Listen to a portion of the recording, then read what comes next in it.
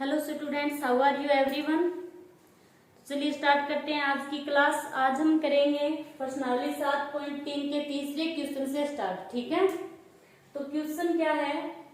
एक त्रिभुज A B C की दो भुजाएं ए बी और बी सी तथा माध्यिका एम क्रम से एक दूसरे त्रिभुज की भुजाएं पी क्यू और क्यू आर तथा माध्यिका पी एन के बराबर है। ठीक है, मतलब जो ए बी सी त्रिभुज है उसकी दो भुजाएं ए बी, एक तो ए बी भुजा और दूसरी बी सी तथा माध्यिका ए एम एक दूसरे त्रिभुज की भुजाओं पी क्यू, मतलब जो ए बी भुजा वो पी क्यू के बराबर है और जो बी सी भुजा है बी सी भुजा वो क्यू आर के बराबर है तथा माध्यिका ए एम है वो क्या है पी एन के बराबर है। ठीक है, तो दर्शाइए कि ए बी एम त्रिभुज ए बी एम मतलब ये वाला त्रिभुज। ठीक है, सर्वांगसम त्रिभुज पी क्यू एन ये छोटे वाला त्रिभुज और एक ये, इन दोनों त्रिभुजों को सर्वांगसम सिद्ध करना है। ठीक है, दूसरा पार्ट क्या है, त्रिभुज ए बी सी सर्वांगसम त्रिभुज पी क्यू आर, मतलब ये पूरा त्रिभुज इस पूरे त्रिभुज के सर्वांगसम। ठीक है, तो चलिए स्टार्ट करते हैं इस क्वेश्चन को।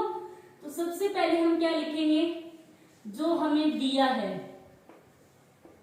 ठीक है, दिया क्या है कि एक त्रिभुज एबीसी की दो भुजाएं ए बी जो भुजा है वो किसके बराबर है, पी क्यू के।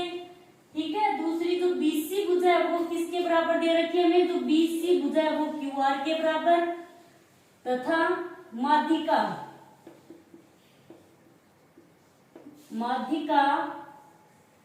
ए एम बराबर किसके है, पी एन के। ये हमें इस क्वेश्चन में दे रखा है।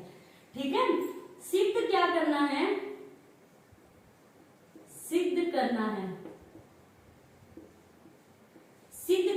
एक तो इसका पहला पार्ट क्या है कि त्रिभुज ए बी एम सर्वांगसम है त्रिभुज पी क्यू एन, एक तो ये सिद्ध करना है। ठीक है, यानी ये त्रिभुज इस त्रिभुज के सर्वांगसम सिद्ध करना है।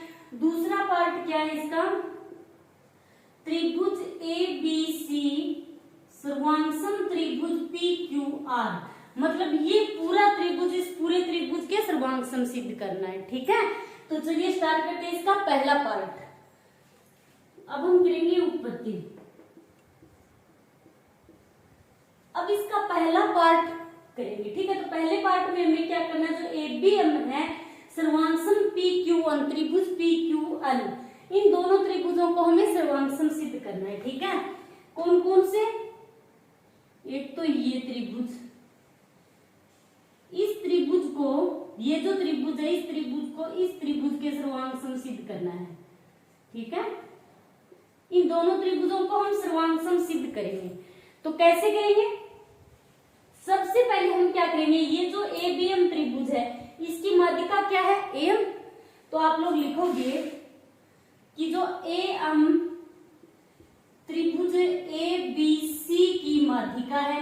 माध्यिका का मतलब क्या होता है, जो माध्यिका होती है वो क्या होती है, बिल्कुल मध्य बिंदु से टकराती है। ठीक है, ये क्या है, बिल्कुल मध्य बिंदु पर टच करती है ये जो माध्यिका है। ठीक है, ये बिल्कुल मध्य में होती है। इसके मतलब क्या हुआ कि जो बी एम और सी एम क्या होगा, बराबर होगा, क्योंकि ये मध्य बिंदु में है। ठीक है, तो जो ये दूरी है ये क्या है, बराबर होगी। ठीक है, तो एम क्या है, त्रिभुज एबीसी की माध्यिका है। तो ए एम, अब ये माध्यिका है तो बी एम बराबर सी एम होगा, बी एम बराबर सी एम। माध्यिका है मध्य बिंदु पर टकराएगी। ठीक है, तो क्या करेगी, जो बी सी भुजा है उसको दो समान भागों में डिवाइड करेगी। ठीक है, तो जो बी एम होगा वो क्या होगा, सी एम के बराबर होगा। ठीक है, तो बी एम बराबर सी एम बराबर, अब जो पूरी भुजा है बी सी वो क्या होगी, इसकी हाफ होगी, तो 1/2 बी सी। आ रहा है समझ में, क्या लिखा है मैंने यहाँ पर, बी एम बराबर सी एम। क्यों, क्योंकि ए एम क्या है, त्रिभुज एबीसी की माध्यिका है। माध्यिका, तो इसका मतलब क्या है कि ये जो बीसी भुजा है इसको दो समान भागों में डिवाइड कर रही है। ठीक है, तो बी एम बराबर सी एम, और जो ये पूरी भुजा है, पूरी भुजा इसकी क्या होती है, आधी होगी तो 1/2 BC। इसको आप मान लो समीकरण नंबर 1। ओके, अब दूसरा त्रिभुज की बात करें तो दूसरा त्रिभुज क्या है, त्रिभुज PQR जो है उसकी माध्यिका क्या है, PN। सेम वही चीज है, ठीक है। तो अब आप लोग लिखोगे कि PN त्रिभुज PQR की माध्यिका है। अब माध्यिका है तो क्या करेगी, माध्यिका जो QR भुजा है इसको दो समान भागों में डिवाइड करेगी। तो आप लोग क्या लिखोगे, तो QN बराबर RN, QN बराबर RN मतलब ये दोनों भुजाएं क्या है, बराबर है, बराबर 1/2 QR। और जो ये पूरी भुजा है QR ये क्या होगी, इसकी हाफ होगी, ठीक है। तो 1/2 QR, इसको मान लो आप समीकरण नंबर 2, ठीक है। अब हम बात करेंगे जो दो त्रिभुज हमें कौन कौन से सर्वांगसम सिद्ध करने हैं, ठीक है। अब जो BM बराबर CM बराबर 1/2 BC है, हमें क्वेश्चन में क्या दे रखा है, BC बराबर QR दे रखा है, BC बराबर QR। तो आप लोग लिखोगे कि BC बराबर QR दिया है, ये हमें दे रखा है, हमें इन दोनों त्रिभुजों को सर्वांगसम सिद्ध करना है, ठीक है। तो जो BC है वो किसके बराबर है, QR के, ये हमें दिया है। तो आप इसको ऐसे भी लिख सकते हो, अर्थात 1/2 BC बराबर 1/2 QR लिख सकते हो, ठीक है। अब हम क्या करेंगे, समीकरण 1 व 2 से BM बराबर क्या है, हमें इन दो त्रिभुजों को सर्वांगसम सिद्ध करना है। तो BM बराबर Q1 यही लेना है हमें, ये भुजाएं दोनों, ठीक है। तो ये दोनों भुजाएं क्या है, BM बराबर QN, ठीक है। तो BM बराबर QN, कारण क्या लिखोगे, समीकरण 1 व 2 से, समीकरण 1 व 2 से BM बराबर Q1 लिख सकते हैं, ठीक है। क्योंकि ये जो BC है ये QR के बराबर है, BC QR के बराबर है, ये हमें दे रखा है क्वेश्चन में, ठीक है। तो BC और QR बराबर है तो ये भी आपस में क्या होगी, बराबर होगी। तो लिख दिया मैंने BM बराबर Q1, BM बराबर QN, ठीक है। अब हम क्या करेंगे, त्रिभुज ABM व त्रिभुज PQN में N से, ठीक है। अब इन दोनों त्रिभुजों को सर्वांगसम सिद्ध करेंगे। तो जो AB भुजा है वो किसके बराबर है, PQ के है, हमें दे रखा है क्वेश्चन में कि जो AB भुजा है वो किसके बराबर है, PQ के। तो आप लोग लिखोगे कि AB बराबर PQ, कारण क्या लिखोगे, दिया है। अब दूसरी जो BM बराबर QN, ये क्या है, समीकरण 1 व 2 से, इसको आप समीकरण 3 मान लो, ठीक है। BM बराबर QN, तो समीकरण 3 से, समीकरण 3 में हमने सिद्ध किया कि समीकरण 1 व 2 से क्या है, BM बराबर QN है, ठीक है। अब तीसरी जो माध्यिका है AM बराबर PN, ये हमें दे रखा है कि जो दोनों त्रिभुज है उनकी माध्यिका क्या है, बराबर है। तो AM या PN दोनों क्या है, AM बराबर PN। तो हम लिखेंगे कि AM बराबर PN, कारण क्या लिखोगे, दिया है। अब ये दोनों त्रिभुज सर्वांगसम हुए, कौन सा नियम लगेगा यहाँ पर, SSS नियम, क्योंकि तीनों ही भुजाएं, एक तो ये भुजा, एक ये भुजा और एक ये भुजा, ठीक है। तो अब आप लिखोगे अतः त्रिभुज ABM सर्वांगसम है त्रिभुज PQN SSS सर्वांगसमता के नियम से,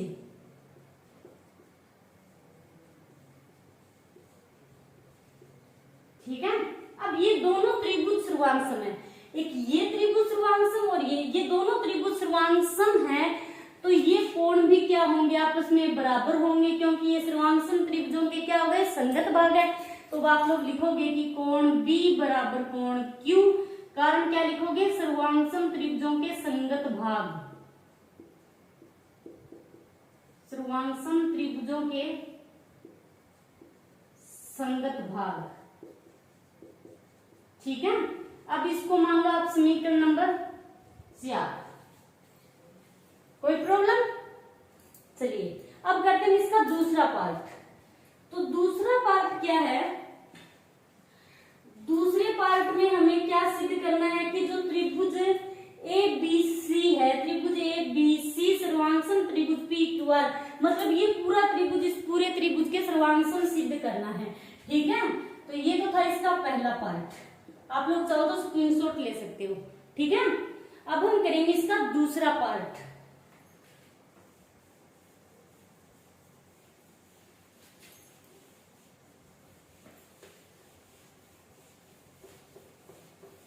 चलिए दूसरे पार्ट में हमें क्या करना है कि जो त्रिभुज ABC, मतलब पूरा त्रिभुज ABC व त्रिभुज PQR से, ठीक है, अब हमें क्या लेना है? ये पूरे का पूरा त्रिभुज लेना है। ठीक है, ये त्रिभुज, ये पूरा त्रिभुज, इस पूरे त्रिभुज के सर्वांगसम सिद्ध करना है। आ रहा है समझ में? ये पूरा त्रिभुज, इस पूरे त्रिभुज के सर्वांगसम सिद्ध करेंगे हम। तो कैसे करेंगे?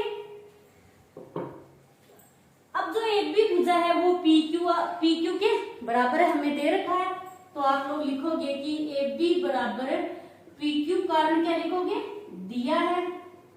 ठीक है, अब दूसरा हमें क्या दे रखा है? जो BC भुजा है वो QR के बराबर है, दे रखी है हमें BC भुजा QR के बराबर। तो BC बराबर QR, ये भी दिया है हमें।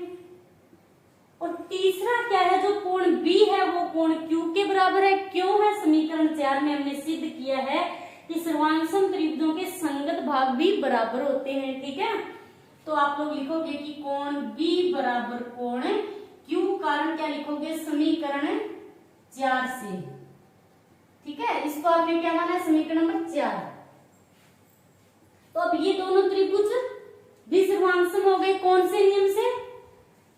भुजा कोण भुजा नियम। ठीक है, तो अब आप लोग लिखोगे अतः त्रिभुज ABC सर्वांगसम है त्रिभुज PQR। ठीक है, कौन सी सर्वांगसमता? SAS सर्वांगसमता के नियम से,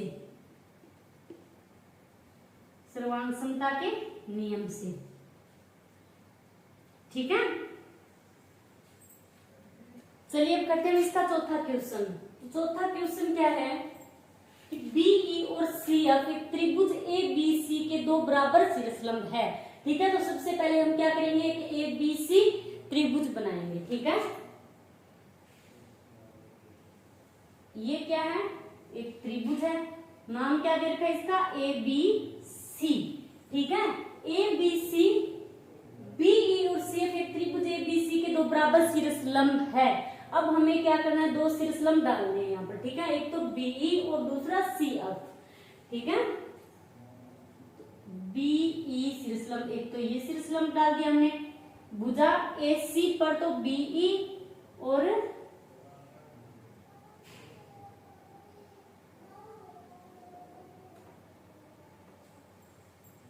अब ये दूसरी जो भुजा है AB भुजा पर CF।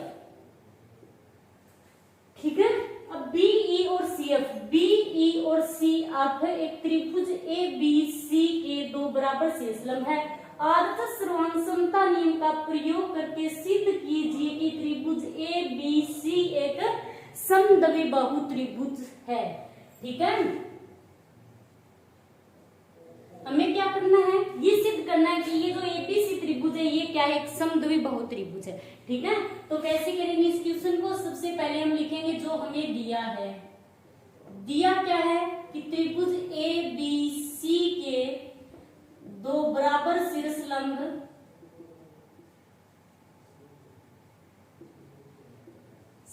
कौन कौन से? BE और CF है।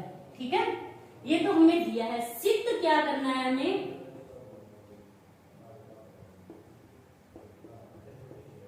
सिद्ध करना है कि जो त्रिभुज ABC क्या है? एक समद्विबाहु त्रिभुज है। ये हमें सिद्ध करना है। ठीक है, करेंगे उत्पत्ति। त्रिभुज एबीसी एक समद्विबाहु त्रिभुज है, ये हमें सिद्ध करना है। तो समद्विबाहु त्रिभुज का मतलब क्या होता है कि यदि इस त्रिभुज की दो भुजाएं बराबर होगी तो इसका मतलब क्या होगा, ये क्या एक समद्विबाहु त्रिभुज है।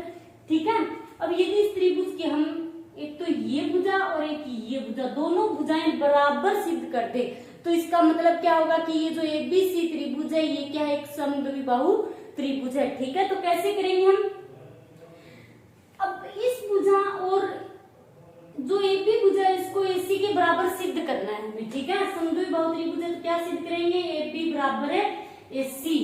ओके, तो ये पूरी तो हम क्या करेंगे, सबसे पहले तो लेंगे एक तो ये त्रिभुज लेंगे, त्रिभुज बीईसी, ये शीर्ष लंब है तो 90 डिग्री का कोण बनेगा यहाँ पर। ठीक है, तो एक तो हम लेंगे ये वाला त्रिभुज, आ रहा है समझ में। दूसरा ये त्रिभुज लेंगे हम, एक ही आधार पर बने हैं दोनों त्रिभुज। ठीक है, अब ये दोनों त्रिभुज लेंगे तो एक तो ये भुजा आएगी, एक ये भुजा। ठीक है, तो इतनी तो ये भुजा इन दोनों त्रिभुजों में आ रही है।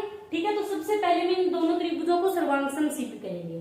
ठीक है, तो हम लिखेंगे कि त्रिभुज बीईसी, त्रिभुज बीईसी व त्रिभुज सीएफबीसी। ठीक है, सीएफबीसी। अब इन दोनों त्रिभुजों को हमें सर्वांग सिद्ध करना है, तो इसमें हमें एक तो क्या दे रखा है, 90 डिग्री का कोण, ये 90 डिग्री का कोण है यहाँ पर और ये भी 90 डिग्री का कोण है। ठीक है, तो हम लिखेंगे कोण बीईसी, कोण बीईसी बराबर कोण सीएफबी। ठीक है, कारण क्या लिखोगे, प्रत्येक 90 डिग्री। आ रहा है समझ में, 90 डिग्री का कोण बन रहा है तो ये दोनों क्या होंगे, कोण बराबर होंगे आपस में। और आप क्या लिख सकते हो, तथा चूंकि यहाँ पर क्या है, ये जो ए बी बीई है ये लंब किस पर है, एसी पर, तो आप लोग लिखोगे कि बीई लंब है एसी, तथा दूसरी क्या है, सी ऑफ लंब है एबी पर, सी ऑफ लंब है एबी पर। ठीक है, तब ये 90 डिग्री के कोण बना रहे हैं। ठीक है, दूसरा हम क्या लिखेंगे, हमें दे रखा है कि शीर्ष लंब क्या है, ये बराबर है। शीर्ष लंब कौन से, बीई और सीएफ, तो शीर्ष लंब हमें बराबर दे रखे हैं, तो बीई और सीएफ ये दोनों भुजाएं आपस में क्या होगी, बराबर होगी। तो आप लोग लिखोगे कि बीई बराबर सीएफ, कारण क्या लिखोगे, दिया है, क्वेश्चन में दे रखा है हमें। अब हमें सिद्ध क्या करना है कि एबीसी एक समद्विबाहु त्रिभुज है, वो भी समद्विबाहु त्रिभुज भी हमें सिद्ध करना है। और नियम कौन सा लगाना है, आरएचएस नियम लगाना है। तो आरएचएस नियम कौन सा होता है, जिसमें एक समकोण होना चाहिए। ठीक है, तो ये हमने एक समकोण ले लिया। ओके, तो अब दूसरी दो भुजाएं, एक तो कोण बराबर हो गया, एक इसकी भुजा बराबर हो गई। तीसरी जो बीसी भुजा है ये क्या है, दोनों के लिए उभयनिष्ठ है। बीसी भुजा इसी भुजा पर टिके हुए दोनों त्रिभुज। ठीक है, तो बीसी बराबर है, बीसी क्या लिखोगे, उभयनिष्ठ भुजा। अब ये दोनों त्रिभुज तो सर्वांग सिद्ध हो गए। ठीक है, तो अब लिखोगे आप, चूंकि त्रिभुज बीईसी सर्वांग है त्रिभुज सीएफबी, कौन से सर्वांग समता के नियम से, आरएचएस सर्वांग समता के नियम से। ठीक है, हमें आरएचएस नियम ही लगाना है यहाँ पर। ठीक है, ओके, अब हम कौन सा त्रिभुज लेंगे, अब ये दोनों त्रिभुज सर्वांग है, एक तो ये त्रिभुज और एक ये त्रिभुज, दोनों त्रिभुज सर्वांग है तो इनके संगत भाग भी क्या होते हैं, बराबर होते हैं। तो अब इन दोनों त्रिभुजों के सर्वांग सिद्ध करने के बाद हम जो बीएफ भुजा है वो सीई के बराबर लिख सकते हैं। ठीक है, तो हम लिखेंगे कि बीएफ बराबर सीई, कारण क्या लिखोगे, सर्वांग त्रिभुजों के संगत भाग, सर्वांग त्रिभुजों के संगत भाग।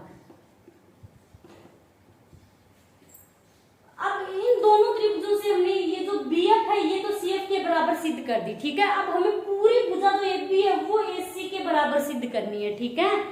तो इसे आप मान लो समीकरण नंबर 1। अब हम क्या करेंगे, अब हम लेंगे एक तो त्रिभुज ए ई बी, ठीक है। अब लिखोगे आप त्रिभुज ए अप सी और ए ई बी, ठीक है। ए ई बी व त्रिभुज ए ई बी व त्रिभुज ए अप सी, ए अप सी से। अब यदि हम त्रिभुज ए ई बी लेंगे और दूसरा त्रिभुज ए अप सी लेंगे, मतलब ये दोनों त्रिभुज लेंगे हम, तो इससे क्या फर्क पड़ेगा,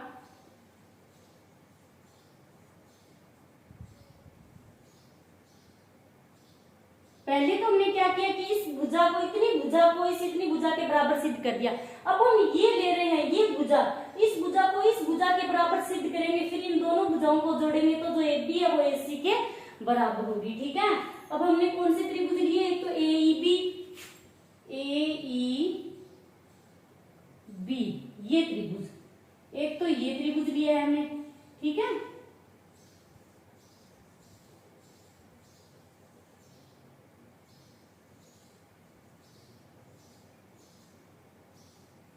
ए ई बी ये वाला त्रिभुज। दूसरा कौन सा लिया हमने, A F C, A F C मतलब ये वाला। अब इन दोनों त्रिभुजों को सर्वांग सिद्ध करेंगे, ठीक है। तो अब इस त्रिभुज और इस त्रिभुज को सर्वांग सिद्ध करेंगे तो ये जो एंगल है ए कोण, ये दोनों के लिए क्या है, उभयनिष्ठ है, क्योंकि जो ए ई बी और दूसरा ए अपसी मतलब ये दोनों के लिए काम कर रहा है, ये जो एंगल है ए। तो आप लोग लिखोगे कि कोण है ए बराबर कोण ए, कारण क्या लिखोगे, उभयनिष्ठ कोण, उभयनिष्ठ कोण, ठीक है। अब दूसरा क्या है, जो एक 90 डिग्री का कोण बन रहा है यहाँ पर, ठीक है। तो आप लिखोगे कोण ए ई बी, कोण ए ई बी बराबर कोण ए अप सी, कारण क्या लिखोगे, प्रत्येक 90 डिग्री, प्रत्येक 90 डिग्री का कोण है ये, ठीक है। दो चीजें तो बराबर सिद्ध कर दी हमने। अब तीसरी क्या बची है कि जो बीई है सीएफ, बीई बराबर सीएफ है, बीई बराबर सीएफ ये हमें दे रखा है, ठीक है। शीर्षलंब बराबर दे रखे हैं, तो आप लोग लिखोगे कि बीई बराबर सीएफ, कारण क्या लिखोगे, दिया है। क्वेश्चन में हमें सबसे पहले दे रखा है कि बीई और सीएफ एक त्रिभुज एबीसी के दो बराबर शीर्षलंब है, ठीक है। तो बीई और सीएफ क्या है, बराबर शीर्षलंब है, ठीक है। तो अब ये दोनों त्रिभुज सर्वांगसम हो गए। तो अब लिखो आप, चूंकि त्रिभुज ए ई बी सर्वांगसम है त्रिभुज A F C, A E B सर्वांगसम है त्रिभुज ए एफ सी। कौन सी सर्वांगसमता के नियम से, एक तो ये एंगल है और एक ये एंगल है और एक ये भुजा है, तो मतलब एक ये एंगल और फिर एक ये भुजा, तो कौन से नियम से सर्वांगसम हुए हैं, एंगल और भुजा, ए एस सर्वांगसमता के नियम से,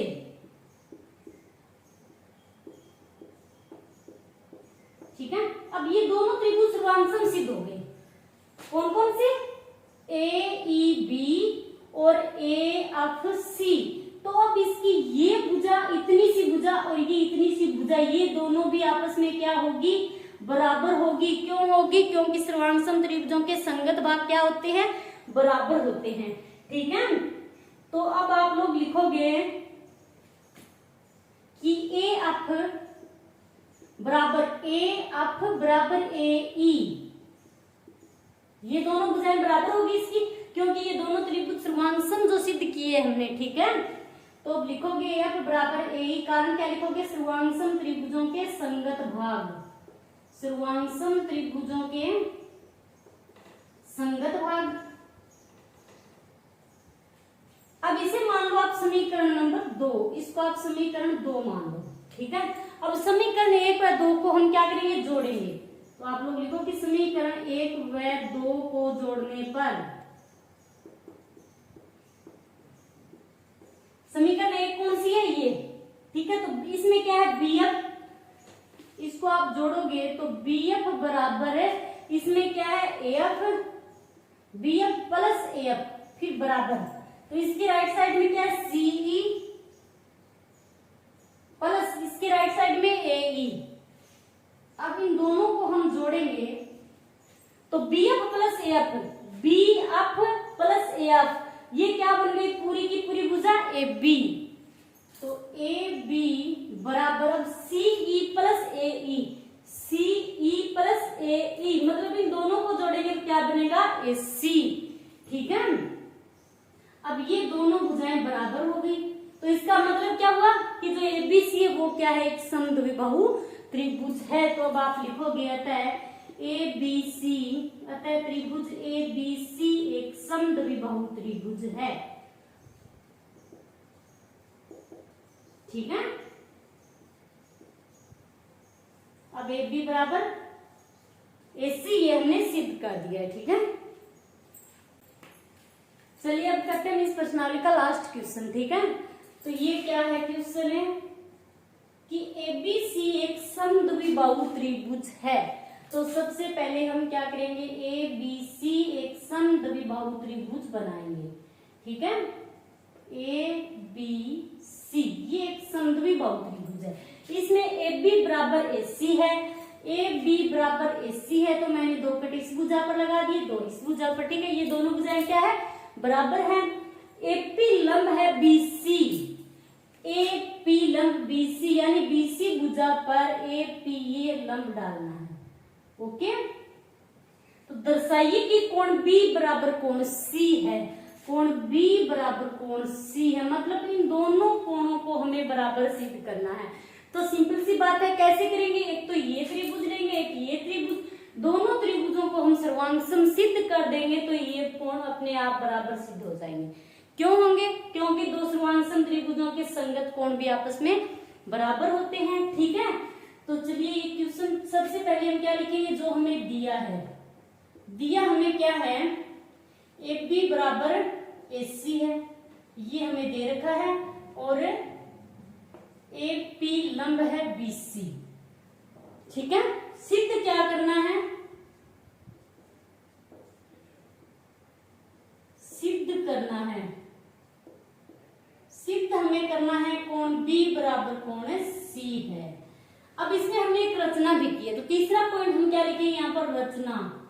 तो रचना में हम क्या लिखेंगे कि बीसी पर एपी लंब खींचा है बीसी पर, ठीक है। एपी लंब खींचा हमने बीसी पर, ठीक है। अब इसके बाद करेंगे उत्पत्ति। अब उत्पत्ति में हम क्या करेंगे, हमें बी कोण और सी कोण बराबर सिद्ध करना है, ठीक है। तो हम क्या करेंगे, एक तो ये त्रिभुज लेंगे, अब एक तो इस त्रिभुज को, एक इस त्रिभुज को, दोनों त्रिभुजों को सर्वांगसम सिद्ध कर देंगे तो ये कोण अपने आप ही बराबर होंगे, ठीक है। तो हम लिखेंगे कि त्रिभुज ए बी पी, त्रिभुज ए बी पी व त्रिभुज ए सी पी में, ठीक है, पी से।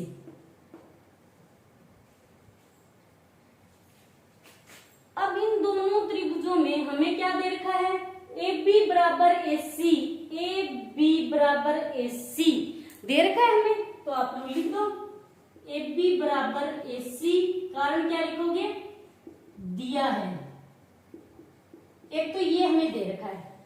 दूसरा कोण जो है ए पी बी, कोण ए पी बी बराबर कोण ए पी सी, ये क्या है यहाँ पर 90 डिग्री के कोण है, दोनों तो बराबर होंगे। तो ए पी प्रत्येक 90 डिग्री।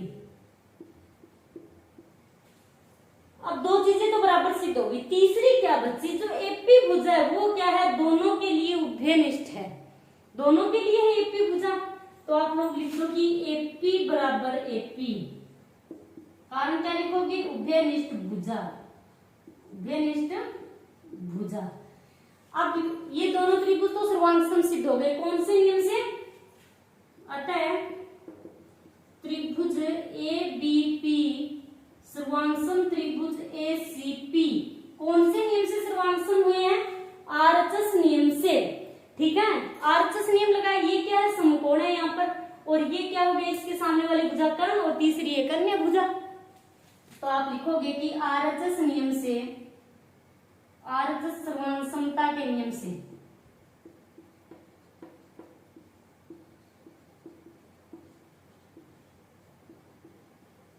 ठीक है।